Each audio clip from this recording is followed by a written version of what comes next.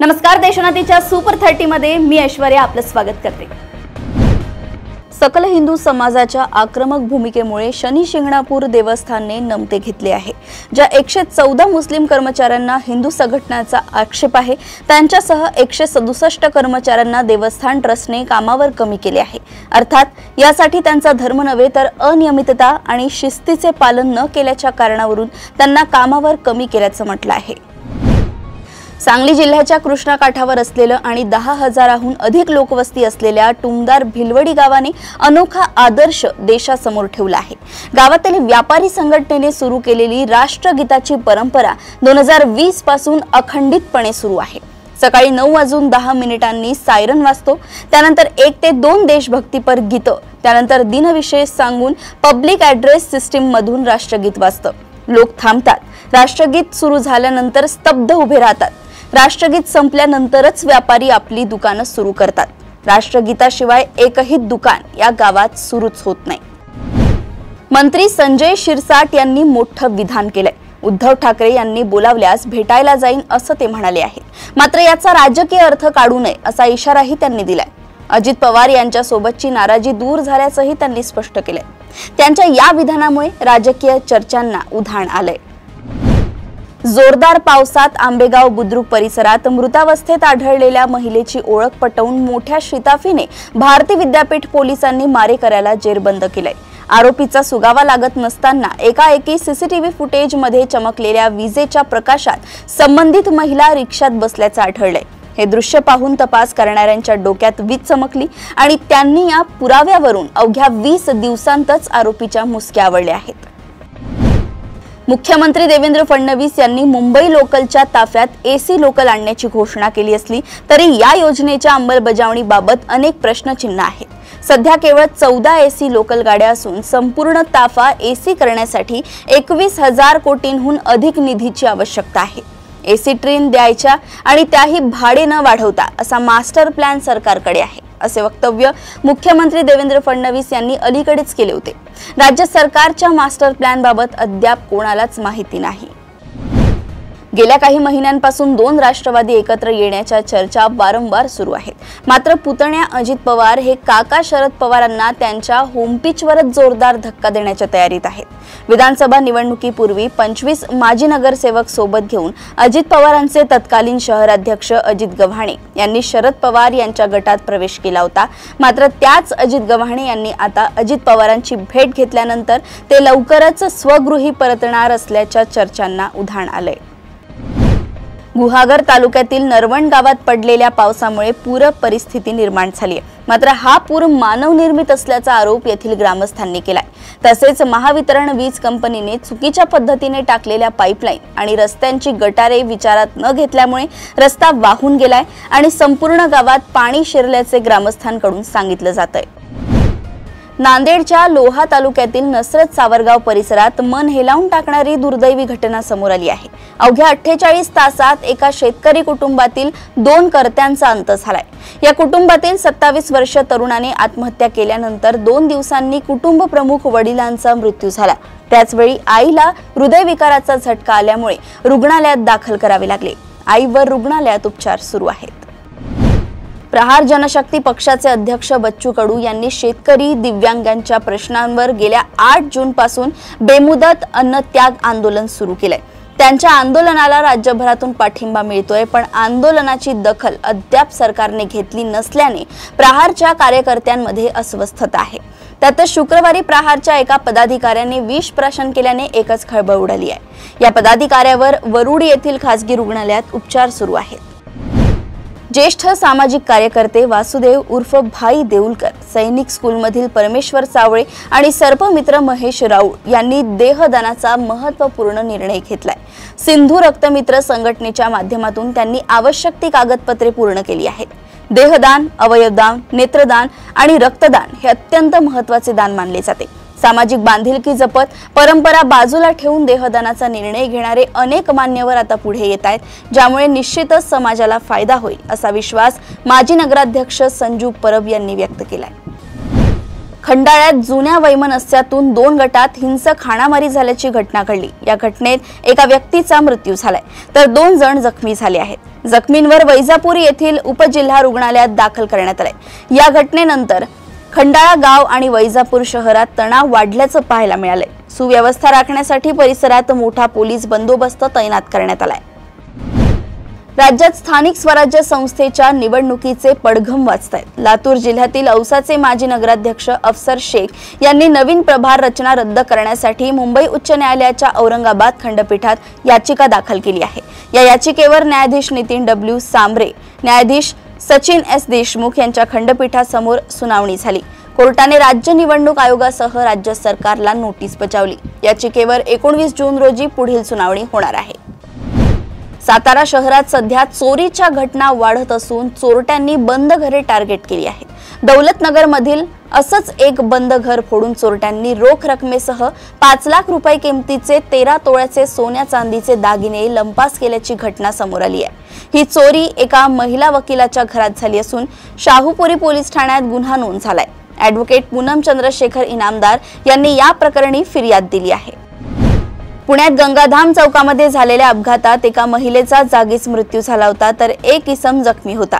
ही घटना ताजी असतानाच कात्रज सुखसागर नगर परिसरामध्ये यशश्री सोसायटीच्या समोर पायी चाललेल्या मुलीला जोरदार येणाऱ्या टुरिस्ट वॅगनार कारने जोराची धडक दिली। यामध्ये श्रेया गौतम येवले या मुलीचा जागीच मृत्यू झाला। हा अपघात आज दुपारी 2:15च्या सुमारास झालाय।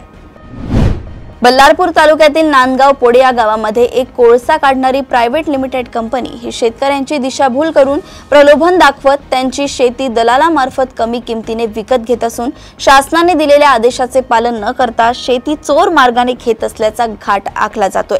यामुळे शेतकऱ्यांचे खूप मोठ्या प्रमाणात आर्थिक फसवणूक होत आहे। यावर शासनाने त्वरित निर्बंध लावून गावातील सर्व शेतकऱ्यांची सभा घेत शेती खरेदी विक्रीला अनुमती द्यावी अशी मागणी नांदगाव परिसरातील शेतकऱ्यांनी केली आहे। एअर इंडियाच्या विमानाचे थायलंडमध्ये इमर्जन्सी लँडिंग करण्यात आले। बॉम्बची धमकी मिळाली आणि त्यानंतर इमर्जन्सी लँडिंग करण्यात आले। दरम्यान गुरुवारी अहमदाबादमध्ये एअर इंडियाच्याच विमानाचा अपघात झाला होता। या विमानातील तब्बल 241 प्रवाशांचा मृत्यू झाला। ही घटना ताजी असतानाच आज एअर इंडियाच्या विमानाचे थायलंडमध्ये इमर्जन्सी लँडिंग करण्यात आले। लिंग गुणोत्तरामध्ये यंदा भारताची घसरण झाल्याचे वर्ल्ड इकॉनॉमिक फोरमने प्रसिद्ध केलेल्या अहवालातून समोर आले। गेल्या वर्षीच्या तुलनेत भारताची यंदा 2 क्रमांकांनी घसरण झाली आहे। गेल्या वर्षी 146 देशांच्या यादीत 129 क्रमांकावर असलेला भारत यंदा 148 देशांच्या यादीत 131व्या क्रमांकावर घसरलाय। भारताच्या अन्न आणि आरोग्य बाजारपेठेला एक नवीन दिशा देत असल्याचा दावा पतंजली फूड्स लिमिटेडने केलाय। स्वदेशी आणि आयुर्वेदाच्या बळावर ही कंपनी केवळ ग्राहकांचा विश्वास जिंकत नाही तर मोठ्या बहुराष्ट्रीय कंपन्यांनाही टक्कर देत आहे। पतंजलीच्या यशाचे पहिले कारण म्हणजे त्याचा स्वदेशी दृष्टिकोन असल्याची माहिती देण्यात आली आहे।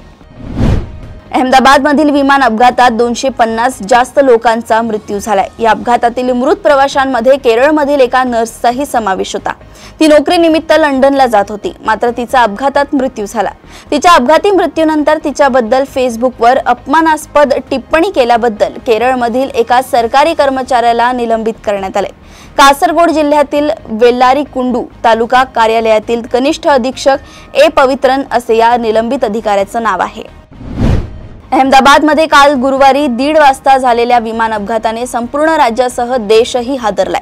या दरम्यान एक आश्चर्यकारक आणि हादरवून टाकणारी घटना समोर आली आहे। दुर्घटना स्थळावरून बचाव पथकाला एक भगवद्गीता सापडली। विशेष म्हणजे भीषण अपघातात सर्व काही जळून खाक झाले। विमानाचे लोखंडी अवशेषही पूर्णतः वितळले, मात्र कागदाची भगवद्गीता जशाच तशी होती। एका मालवाहू जहाजाला आग लागल्यानंतर भारतीय नौदल आणि तटरक्षक दलाने तातडीने बचाव कार्य केले। त्याबद्दल चीनी दूतावासाने कृतज्ञता व्यक्त केली आहे। ही घटना केरळच्या किनाऱ्यापासून वायव्येस 130 सागरी मैलांवर घडली।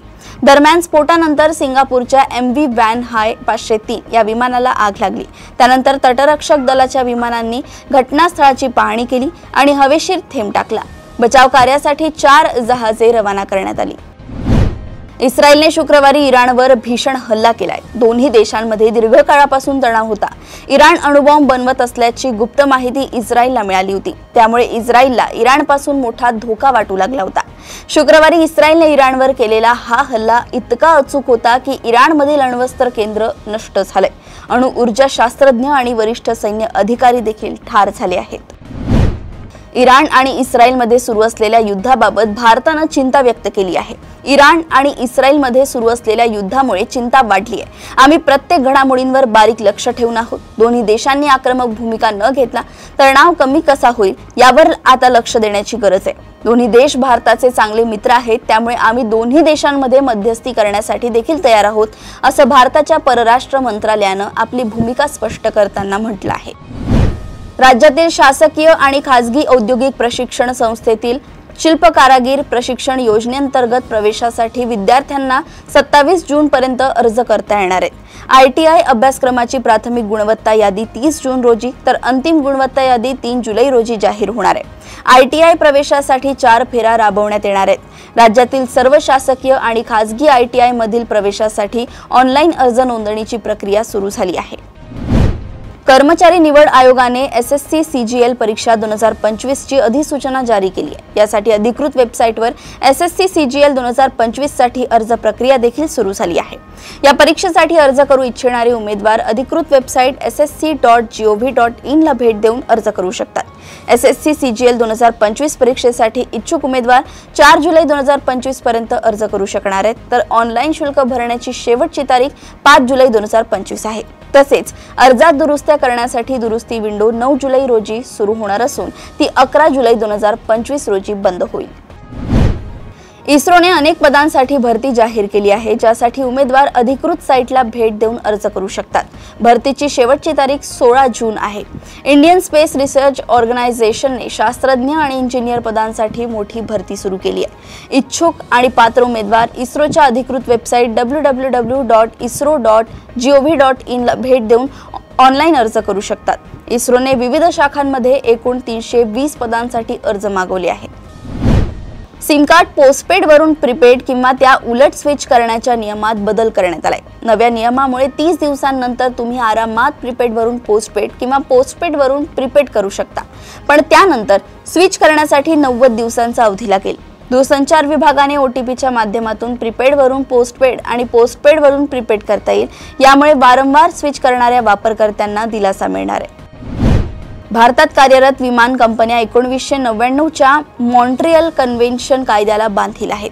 या अंतर्गत आंतरराष्ट्रीय प्रवासात प्रवाशाचा मृत्यू झाला किंवा शारीरिक दुखापत झाल्यास त्याच्या कुटुंबियांना आर्थिक मदत दिली जाते। प्रत्येक प्रवाशाला सुमारे 1.4 कोटी रुपये दिले जातात। तसेच अपघात विमान कंपनीच्या चुकीमुळे झाला असेल या रकमेत आणखी वाढ होऊ शकते। अहमदाबाद विमान दुर्घटनेतील मृत पावलेल्या लोकांच्या कुटुंबियांना टाटा सन्सकडून 1 कोटी रुपये भरपाईची घोषणा करण्यात आली आहे।